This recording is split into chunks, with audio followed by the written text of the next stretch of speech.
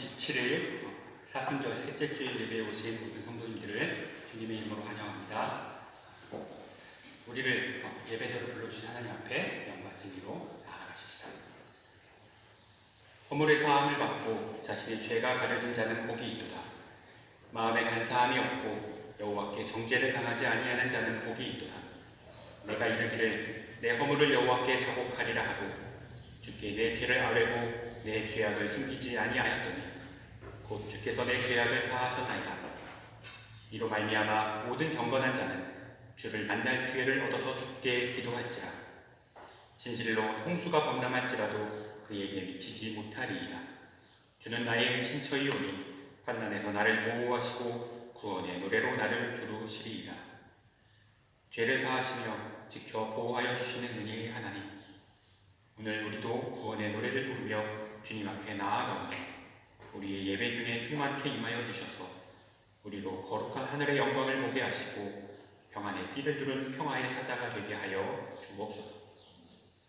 예배가 우리를 변화시킬 때 우리가 또한 세상을 변화시키는 복된 믿음의 공동체가 될 줄로 믿사오며 거룩하신 우리 주 예수 그리스도의 이름으로 기도드리옵나이다. 아멘.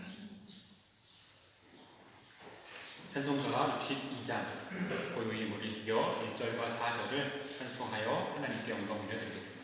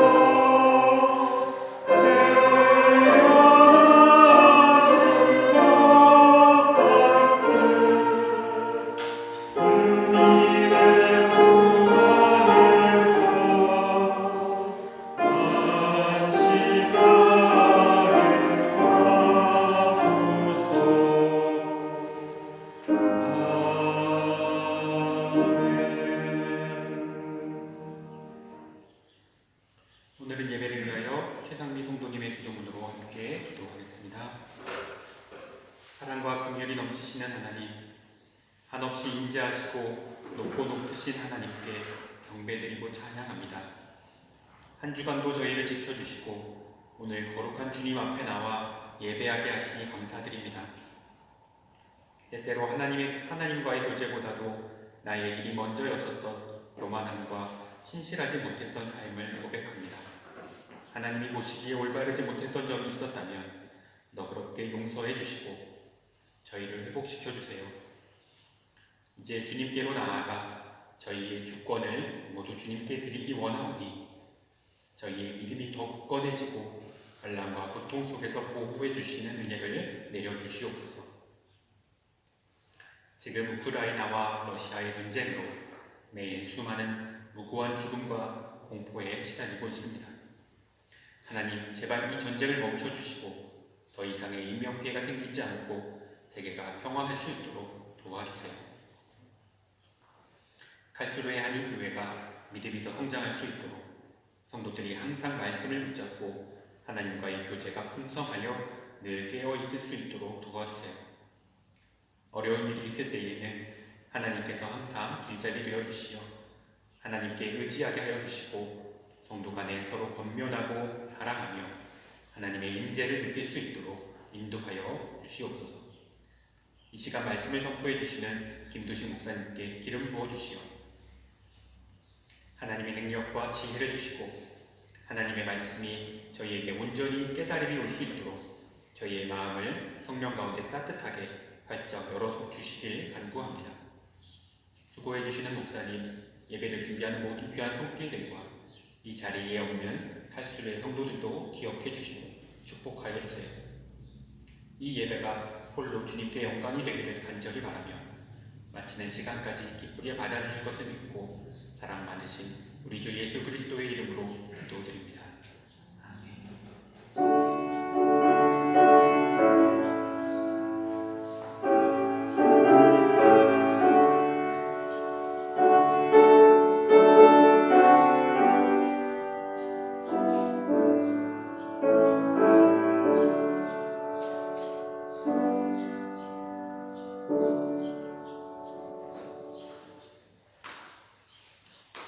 오늘 주시는 하나님의 말씀은 마태복음 5장 3절부터 10절까지 말씀입니다.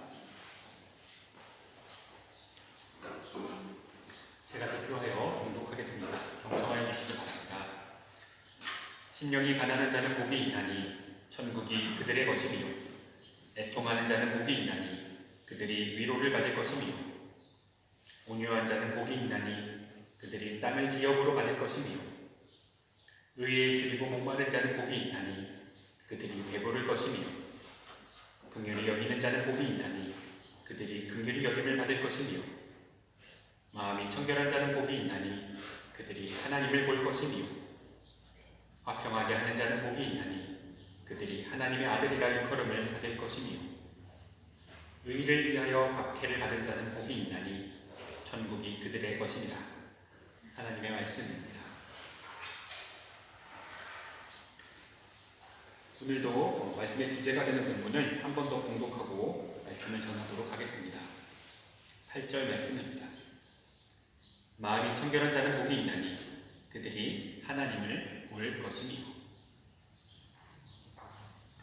한국에서 요즘 재미로 좀 이렇게 던져지는 그런 질문, 퀴즈라고 할까요? 그런 것 중에 밸런스 게임이라는 것이 있다고 하더군요. 혹시나 모르시는 분을 위해서 간단히 설명을 하자면 선택하기 좀 어려운 그런 두 가지 상반되는 질문을 던져서 그래도 그 둘 중에 그나마 낫다고 생각하는 것을 고르는 그런 질문 방식입니다. 주로 재밌게 진행하려는 그런 인터뷰 같은 곳에서 많이 사용되곤 하는 것 같은데 이런 것들을 얘기합니다. 짧게 얘기하면 인용하면 못생긴 억만장자로 태어나고 싶어? 아니면 잘생긴 빚쟁이로 태어나고 싶어? 이런 질문이죠. 서로 상반되는 질문들을 하는 거예요. 그런데 이 팔복의 어떤 이런 말씀들을 묵상하다 보면 이런 밸런스 게임이 좀 생각이 나고는 합니다. 오늘 말씀으로 생각해 보자면 마음의 청결함이란 아주 단순하게 표현하면 어쩌면 욕심에 대한 문제라고 해석할 수 있어요. 그래서 오늘 말씀도 오늘 말씀도 어떻게 비교하자면 이렇게 질문하시는 것처럼 얘기해 볼 수도 있습니다. 욕심을 버리고 정결한 마음을 만들어서 하나님을 볼 수 있는 사람이 되고 싶어? 아니면 하나님은 못 보더라도 내가 원하는 것을 다 하고 사는 사람이 되고 싶어? 이런 질문 말이죠. 만약 이런 질문을 받는다면 우리 성도님들은 과연 어떤 대답을 하시겠습니까? 밸런스 게임의 질문 특성상 하나가 되면 하나가 안 되는 것으로 전제하기 때문에 하나님을 보며 꿈을 이룰 수 없고 꿈을 이룰 수 있게 되면 하나님을 못 본다는 그러한 비교입니다. 과연 내게는 둘 중에 어느 것이 더 중요하게 여겨지고 그렇게 생각하며 살아가고 계실까요? 사순절 기간 우리가 팔복의 말씀을 이렇게 듣는 그런 동안에 매주 자기 자신에게 이런 밸런스 게임의 형태로 말씀을 한 번씩 질문을 던져보면 어떨까 싶습니다. 그렇다면 오늘 우리가 들은 이 6번째 복을 우리는 실제로 어떻게 이해하면 좋을까요? 제가 앞선 팔복 설교 중에 청중에 대한 이야기를 한 번 혹은 두 번 정도 한 것 같습니다. 팔복을 이해하는 데 있어서 중요한 그런 부분 중 하나가 그걸 이해하고 우리가 받아들이는 데 있어서 중요하게 생각해야 되는 것 중에 하나가 예수님이 이 말씀을 하시던 그 순간, 그 자리에 모여있던 그런 사람들에게 예수님께서 이 말씀을 하신 이유가 우리에게도 사실 아주 중요하기 때문에 말이죠. 그래서 저는 이 말씀들을 묵상하면서 예수님이 산에 오르셔서 말씀을 선포하시는 그 장면들과 또 그 자리에 당연히 둘러서 있었을 그 성도들, 우리 표현으로 하면 성도들, 그 당시로 보면 그냥 여러 백성들의 모습들을 종종 상상해 보고는 해요. 특히나 이 마태 사도께서 주님이 이 말씀을 갈릴리에 있었을 그 어떤 산에서 전하셨을 것으로 묘사하고 계시기 때문에 거기까지 예수님의 말씀을 들으러 이렇게 왔을 그 사람들은 과연 어떤 사람들일까? 예수님께서는 왜 그들에게 이 말씀을 하시게 되셨을까? 이렇게 생각해 보게 되는 거죠. 예수님은 그 자리에 있는 청중들을 바라보실 때 아마도 저는 대본을 어느 정도 이렇게 써놓은 설교문을 가지고 설교를 하니까 계속해서 이렇게 바라보고 있지는 않지만 예수님은 분명히 계속 그들의 얼굴만을 바라보면서 말씀을 전하셨을 거예요. 그럴 때 예수님이 눈이 마주치는 그 사람들에게 아마 그들의 안타까움을 한편으로 느끼시고 또 한편으로는 그들에게 깊은 사랑 때문에 이 말씀을 하셨을 것이기 때문이에요. 그러니 그 자리에 모인 그 사람들이 이 말씀을 들었을 때 내가 이 팔복을 받을 수 있는 그런 사람이라는 선포에 하늘 아버지께 감사와 영광을 돌릴 수 있는 아마도 그런 말씀들이었을 것이기 때문이죠. 예수님은 그런 말씀으로 이들에게 이 말씀을 선포하셨을 거예요. 그래서 이 팔복은 지금의 우리에게도 물론 복이지만 우리가 그것을 영적으로 또 여러 가지 해석을 통해서 들을 때도 복이지만 그냥 그 자리에서 그 순간 그것을 들었던 그들에게도 분명히 이 말씀은 복이었을 겁니다. 그런데 아마도 그 자리에 모인 사람들은 우리만큼이나 아니 우리보다도 훨씬 더 가난하고 삶에 지쳐있던 사람들이었을 겁니다. 왜냐하면 사도들이 공통적으로 전한 유일한 기적이 있다면 예수님께서 자신을 따르던 사람들에게 음식을 베풀어 주신 우리가 소위 오병이어라고 불리는 그 기적을 다 같이 한 목소리로 전하고 있기 때문이죠. 모든 사도들이 중요하게 여겼던 그런 기적 중에 하나가 바로 그 장면이었다는 거예요. 그 시절 유대인들의 삶을 생각해 보면 그런데 그날만 유독 가난한 사람들이 많이 모여서 도시락이 필요했던 것은 아니었을 겁니다. 예수님의 그 말씀을 듣겠다고 찾아오던 사람들은 사실 늘 부족한 것이 있는 사람들이었어요. 단지 그날 그 모습이 유달리 더욱더 안쓰러우셨던 예수님께서 또한 자신이 어떤 분이신지 분명히 드러내셔야 될 필요를 느끼셨기 때문에 그 기적을, 오병이어라는 그 특별한 기적을 일으키신 것으로 생각하는 것이 분명히 맞을 거예요. 예수님 앞에 모여있는 사람들은 그런 사람들이었을 겁니다.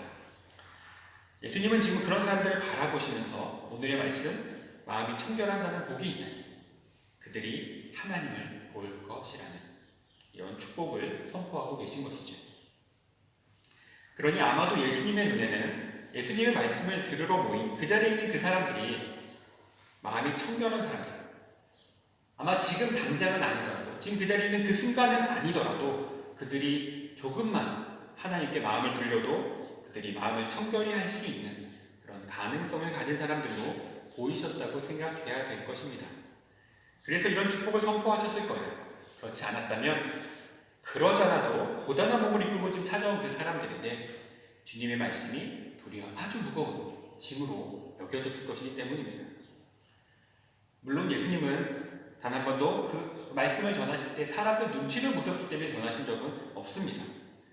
그러나 지금 예수님은 이 말씀을 이들을 사랑하시기 때문에 무엇보다도 이 팔복의 말씀에 이어지는 산상수훈의 말씀을 복으로 듣고 그것을 지키시길 바랍니다. 그걸 지켜내기를 바라시는 마음으로 이 팔복을 신뢰하기 때문에 이 일들을 행하라고 말씀하고 계신 것이기 때문이에요. 그래서 적어도 이 팔복의 말씀만은 예수님은 전적으로 이들을 축복하고 계신 말씀이라는 겁니다. 그렇게 전해주고 계신 거예요. 그러니 지금 예수님은 이 말씀을 의무로서가 아니라 이들에게 정말 복으로서 선포하고 계신 겁니다.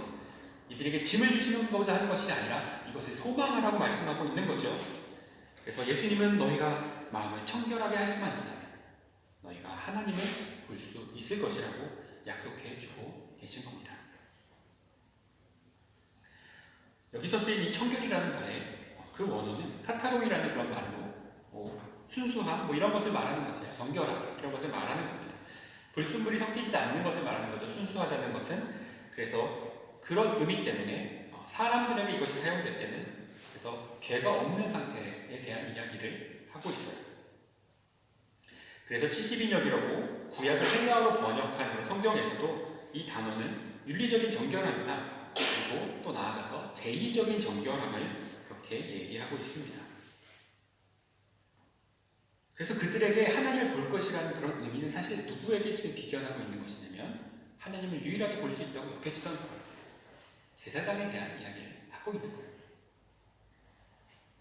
왜냐하면 아마도 지금의 이 유대교와 달리 율법만이 아니라 스룹바벨이 지었던 그 성전을 개축해서 알려지기로는 솔로몬이 지었었던 첫 번째 성전보다도 훨씬 더 화려하고 훨씬 더 거대했다고 전해지는 헤롯 성전을 가지고 있는 그 유대인들에게 말씀하고 있는 것이에요. 그러니 이 단어 카타로스라고 말하는 카타로이라고 표현하셨던 그 표현에 정결례를 행한 사람이라는 이야기, 정결해졌다는 얘기는 사실 이들에게 떠올려지는 것은 제사였을 겁니다. 제사를 통한 정결이죠. 정결할 때 카타로이들은 수많은 율법들을 열심히 지키고도 부족해서 정기적으로 제사까지 드리던 사람들, 다시 말해서 바리새인 같은 사람들, 혹은 제사장 같은 사람들에게 합당한 말이었어요. 아마도 그들도 그렇게 이해했을 겁니다. 정결해진 사람들의 의미는 바로 그 사람들을 말하는 것이에요. 그러나 앞서 말했던 것처럼 여기 모인 자들은 대부분의 바리새인들처럼 그렇게 가진 것이 풍족하고 또 율법을 범하지 않고도 내 삶을 평안하게 살아낼 수 있는 그런 삶도 아니었고, 제사장들처럼 그렇다고 늘 정결례를 행하면서 내가 혹시나 지었을 그런 죄악들을 회개할 수 있는 여건을 가진 사람들도 아니었다는 것이죠. 앞서 말한 것과 분명히 대치되는 그런 의미라는 거예요. 이들은 사실 정결하다고 말할 수 없는 사람들, 아니 아마도 바리새인들이 모았다면, 제사장들이 모았다면 불결해서 가까이 갈 수 없다고 말하는 사람들이 대부분이었을 겁니다. 그러니 사실 그들에게 카타로스를 이룬 사람들은 복되다라고 하시면 아마도 이들 모두가 큰 근심에 휩싸여 돌아갈 수밖에 없을 거예요. 아니면 카타로스를 이룰 수 있는 방법은, 그들에게 생각나는 방법은 사실은 앞서 말한 제사밖에 없기 때문입니다. 또는 율법을 완전히 준행하는 방법밖에 없어요. 그래서 당장 내일 성전으로 뛰어간다 해도 그러나 이들은 비둘기 한 마리 만 편히 살 수 있는 그런 돈이 없는 사람들이에요. 그런 사람들이 부지기수였을 거예요. 그런데 왜냐면 이들은 지금 자기 먹을 점심값도 없어서 예수님이 그 점심을 사주시던 분들이잖아요. 오병이어라는 기적으로 점심을 베풀어 주시는 사람들입니다. 자기 밥 먹을 돈도 없는 사람이 가서 비둘기를 사서 제사 드릴 돈을 가지고 있으리가 만무하죠. 그럼에도 그들에게 오늘의 이 말씀은 분명히 희망의 성표로 느껴졌을 겁니다. 왜냐하면 예수님은 이 정결함을 요구하시면서 마음이라고 분명하게 말씀하고 계시기 때문입니다. 율법적 외식이 아니라 제사를 통한 정결함을 요구하고 계신 것이 아니라 네 마음이 정결하냐고 그렇게 묻고 계시기 때문입니다. 여기서 마음을 의미하는 단어는 우리가 말하는 전형적인 그 단어입니다. 심장을 뜻하기도 하고 마음을 뜻하는 하트, 영어의 하트, 독일어 헤어츠 이런 같은 의미, 그 마음을 의미하는 단어예요. 단순히 마음, 우리가 생각하는 그 마음을 이야기합니다. 그러니 예수님은 이들에게 율법의 정결례가 아니라 너희 마음을 정결하게 하라고, 너희 마음을 청결하게 하라고 지금 요구하고 계신 거예요. 그것으로 충분하다는 것이죠. 너희가 그것을 이루면 너희도 하나님을 볼 것이라는 겁니다. 하나님을 볼 수 있다고 여겼던 유일한 사람은 전 세계 단 한 사람, 그 해에 대제사장을 맡아 대속죄의 지성소에 들어갈 수 있었던 단 한 사람만에 주어진 특권이었어요. 그러나 예수님은 지금 너희가 마음의 청결함을 얻는다면 너희도 하나님을 보리라고 말씀하고 계신 거죠. 그러니 이 선포가 그들에게 얼마나 큰 복으로 여겨졌을까요? 삶이 고단하고 가난하기에 하나님의 율법을 수행하지 못한다는 죄책감, 더욱이 1년에 한두 번 드릴 그 제사도 부담스러워하는 그런 일상의 민망함 속에 살고 있던 이들에게 그들이 너희가 비록 제사를 날마다 드리지 못해도, 비록 율법을 완전하게 행하지 못해도 너희도 너희의 마음을 청결히 할 수 있다면 너희도 하나님을 볼 수 있으리라는 약속이니까 말이죠. 그러면 대체 마음이 청결하다는 것이 무엇일까요? 이것이 중요하겠죠. 사람이 보이지 않는 마음을 어떻게 청결하게 바꿔갈 수 있느냐는 것이죠. 사실 예수님의 이 축복은 본래 다윗의 노래 시편 24편을 요약한 거예요. 다윗은 시편 24편에서 하나님의 영광을 찬미하면서 하나님의 임재를 경험할 수 있는 그 여호와의 성산에 오를 수 있는 자격이 있는 자가 누구냐라고 질문하며 이렇게 응답하고 있습니다. 24편 4절에 손이 깨끗하며 마음이 청결하며 뜻을 허탄한 데 두지 아니하며 거짓 맹세하지 아니하는 자다 라고 말이죠. 여기에 바로 예수님이 말씀하신 그 마음이 청결한 자의 그런 의미가 담겨 있을 겁니다. 의미가 비슷한 것을 중복 표현해서 강조하는 이스라엘의 그런 어법, 그런 문법 특성상 손이 깨끗하다는 것과 마음이 청결하다는 것은 아마 같은 것을 강조하는 표현일 겁니다. 왜냐하면 우리가 마음은 사실 보이지 않는 것이지만 무엇인가 일을 하는 대표적인 그 손을 통해서 우리가 무엇인가를 행할 때 바로 우리의 마음이 드러나기 때문이죠. 그러니 하나님이 말씀하시는 청결함에 필요한 것은 거짓 없는 말을 하고 뜻을 하나님께 두라는 것이죠. 이것이 마음을 청결하게 하는 자가 갖추어야 할 기본적인 그런 청결함입니다. 어렵지 않지요. 참으로 심플합니다. 분명히 심플한 것 같아요. 그래서 그리스도인들의 삶의 원리가 단순한 삶에 있다고 많은 분들이 이야기하고 있는 거죠.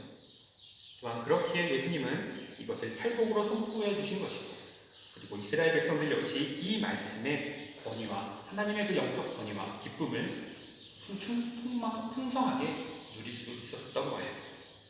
그래서 이 말씀을 통해 복음을 들었던 수많은 그리스도인들은 이 마음의 청결함을 이루기 위해 많은 노력을 기울여 왔습니다.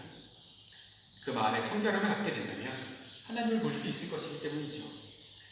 그리스도인들에게 하나님을 뵙는 것만큼 우리에게 기쁘고 영광스러운 일이 따로 있겠습니까?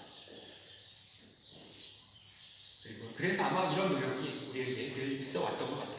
그리고 이런 노력을 했던 사람들의 가장 최고봉의 모습이라고 한다면 고대 교회 교부들이 전하는 사막 수도사들의 모습에서 아마 우리가 찾을 수 있을 겁니다. 그들은 하나님을 뵙는 것을 자신들의 평생의 소원이자 최고의 도구로 여기며 살았던 분들이기 때문이에요. 실제로 그들이 마음에 품고 살았던 몇십 년 동안 그렇게 수도사로서 살면서 품고 살았던 말씀이 바로 우리가 오늘 읽은 말씀, 마음이 청결한 자들이 하나님을 보리라는 바로 그 주님의 선포에 있었기 때문이기도 해요. 물론 우리는 지금 오직 하나님을 바라며 그렇게 모든 것을 포기하고 살았었던 그런 수도사들처럼 살지 못합니다. 또한 물론 마찬가지로 수도사였던 그런 그분들 역시 모든 신도들이 자신들처럼 수도를 해야 한다고 말씀한 적도 없습니다. 자신들의 사명은 자신들의 사명으로, 또한 평신도들의 사명, 평신도들의 사명으로, 일반적인 모든 성도들이 그렇게 나누어지고, 또한 사제들은 사제들의 사명으로 이렇게 설명하시고 자신들의 사명을 맡으셨던 분들이에요. 그들은 자신들의 그 수도를 통해서 오히려 자신이 거주하고 있는 그 지역, 하나님의 사랑 안에, 하나님의 은혜 안에 머물기를 바랐던 그런 분들이었습니다. 그러나 우리가 청결한 마음을 얻기 위하여 무엇을 그들이 지향하며 사셨는지는 우리도 배워야 하는 방향입니다. 왜냐하면 이것이 주님이 약속하신 우리가 하나님을 볼 수 있는 복된 삶이기 때문입니다. 그런 수도사들의 삶은 그래서 한마디로 단순한 삶, 오늘의 제목처럼 심플리 라이프라고 그렇게 말할 수 있어요. 세상에서 말하는 심플리 라이프와 조금 다를 수는 있지만 그러나 사실 크게 다르지도 않습니다. 수도사들은 항상 이렇게 사셨다고 해요. 가능한 한 적게 말하고, 가능한 한 적게 먹고, 가능한 한 적게 소유하고, 오직 말씀을 묵상하고 기도하며 혹여나 방문할 수 있는 손님들을 위해 작은 텃밭을 일구는 것 정도의 삶이 그들의 평생의 삶이었다고 전해집니다. 그래서 그들의 일상은 단순한 삶이라는 그런 말로 아마 가장 잘 표현되는 그런 삶이라 할 수 있습니다. 왜냐하면 자신들이 그렇게 살 때 자연히 생겨나는, 사실 인간이기에 우리 안에 언제나 자연히 생겨나는 인간적인 욕심들을 내려놓고 하나님의 뜻에 집중할 수 있기 때문이었죠. 우리는 비록 이런 수도자로 살지는 않더라도 그리스도인으로서 우리의 삶의 지향점은 같아야 합니다. 우리 역시 하나님을 볼 수 있는 그 단순한 삶을 사는 것이 우리가 하나님을 보는 그 복을 누리는 방법이기 때문이죠. 그러니 예수님의 축복을 이 가난한 청중들이 더 기쁘게 들었던 것은 아마도 그들이 가진 것이 적었기에 오히려 포기할 것도 적었다는 그 사실에 있었을지도 모릅니다. 아마도 성도님들 대부분 다들 청소를 하면서 살고 계실 거예요. 그런데 청소라는 것이 제대로 하려면 그렇게 쉽고 단순한 일이 사실 아니죠. 그래서 때때로 온 가족이 날을 정해서 대청소를 해야 되는 그런 날들이 종종 생겨납니다. 그런데 당연히 물론 집이 크면 청소하기가 힘들죠. 오래 걸리고 힘들지만 청소를 사실 더 힘들게 하는 것은 그런 방의 크기나 방이 크냐 작냐 이런 것이 아니고 사실 방에 물건이 얼마나 많으냐가 더 중요합니다. 집에 짐이 많으면 구석구석 청소기를 돌리는 것도 어렵고 또 물건에 쌓인 먼지를 털어내는 일도 어렵지만 청소하고 나서도 사실 별로 깨끗한 느낌이 안 들어요. 그래서 청소와 정리를 잘하는 사람들은 보통 오래되고 쓸모없는 물건들을 잘 버리는 일이 청소만큼이나 아니 청소보다도 더 중요하다는 조언들을 종종 하고는 합니다. 우리가 마음의 청결함을 이루는 일도 청소의 예와 별반 다르지 않습니다. 아니 이런 앞서 말한 청소를 방해하는 그런 많은 물건들이 방해하는 것부터가 사실 청소에 국한되지 않아요. 사람의 마음까지도 이런 복잡함에 영향을 받기 때문입니다. 물건이 많다는 것은 사실 그만큼 신경 쓸 것이 많고 또 신경 써야 하는 것이 많다는 그 자신의 삶에 신경 쓸 것들이 많다는 것을 사실 보여준 하나의 예일 뿐이에요. 사람은 자신이 관심을 가지는 것, 다시 말해 자신이 꿈꾸는 것, 자신이 뜻한 것들을 위해 시간을 투자하고 그것을 위해 사실 물건들을 준비해 두기 때문이죠. 그래서 생각이 많은 것, 일이 많은 것, 물건이 많은 것은 사실 서로가 영향을 미치는데요. 어느 하나가 많을수록 또 다른 것이 하나씩 늘어납니다. 점점 더 많아지게 만드는 그런 삶의 순환을 가져옵니다. 그래서 많은 물건, 많은 일, 많은 생각들은 사람에게 사실 더 많은 욕심을 또 가져오게 하죠. 결국 욕망이 우리의 눈을 가리게 되고 아무리 많은 것을 이루고 행해도 우리 안에는 늘 부족하며 굶주려 있는 승냥이 같은 마음을 만들어줍니다. 그것이 하나님의 은혜를 바라보지 못하게 하고 하나님의 은혜를 느끼지 못하게 만들곤 하죠. 허탄한 것이 마음을 채우니 하나님이 보이지 않는 삶이 되는 것입니다. 그래서 그리스도인이라면 놓아둔 물건이 적을수록 방이 깨끗해지는 것처럼 삶의 복잡한 것들을 내려놓으며 마음을 점점 더 단순하게 만들 때 내가 더 청결해진다는 것을 기억해야 합니다. 그래서 단순한 삶, 마음의 청결을 이루기 원한다면 우리의 정욕과 헛된 꿈을 버리기 위하여 사실 어떻게 보면 단순하게 소유에 대한 내려놓음부터 배워야 됩니다.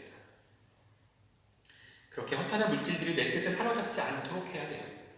허탄한 것들이, 세상의 것들이 내 삶을 좀먹지 않도록, 허탄한 일, 내 시간을 좀먹지 않도록, 허탄한 것들이 내 뜻을 사로잡지 않도록, 그래서 허탄한 생각이 나의 삶을 지배하지 않도록 그렇게 만들어 가야 합니다.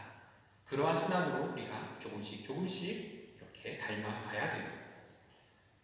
그럴 때 우리가 환한 불빛 아래서 사실 하늘을 바라보면, 밤하늘을 바라보면 그저 검고 뿌연 것으로 보입니다.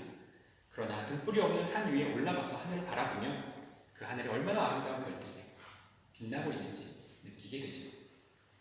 밤하늘이 별이 없어서가 아니라 우리가 그 별을 보지 못하는 환경 속에 살고 있는 겁니다. 우리가 하나님을 보지 못하는 것은 하나님이 안 계셔서가 아니라 우리가 하나님을 볼 수 없는 환경 속에 살고 있기 때문은 아닐까요?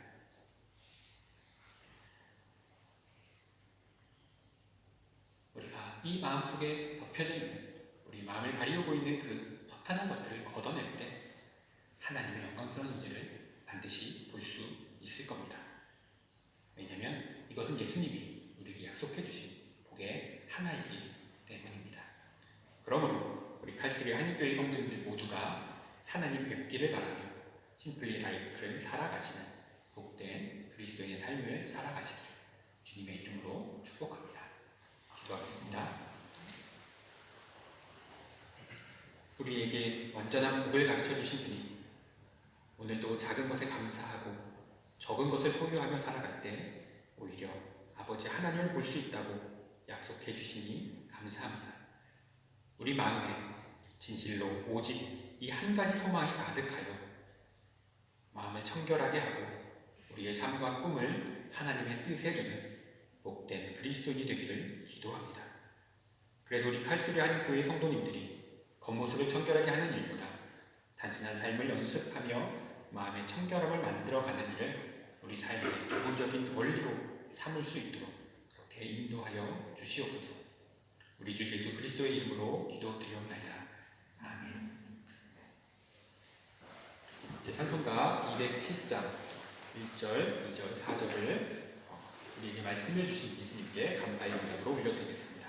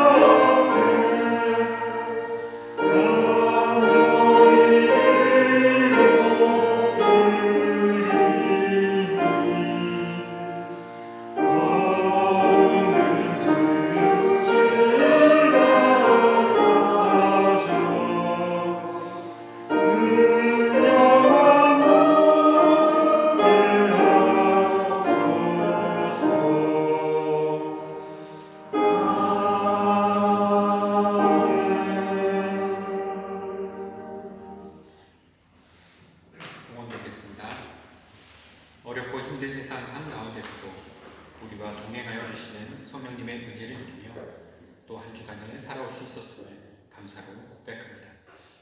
우리의 이 고백이 내 삶의 울타리를 넘어 우리의 이웃의 삶에 이어져 닿기를 기도하기에 감사의 예물로 주님께 드립니다.